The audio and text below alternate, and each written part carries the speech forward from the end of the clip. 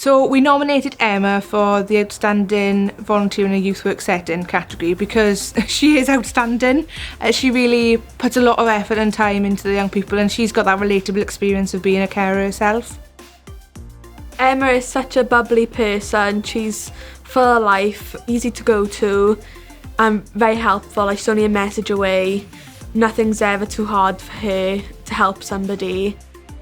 Emma's like so friendly, like she's really approachable, like she's really like laid back, and for someone like my age that's like really good because we feel like we're her priority, and that's the best thing, to like actually feel like we matter to someone.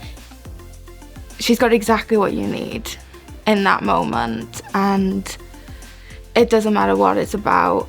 It could be about relationships, it could be about family, it could be about schoolwork even, and she'll be there to help you through it. And with that, she has so much experience, she's been through it all. She's come out the other side, and she can help us navigate our way through, which is, it's not something that everyone has.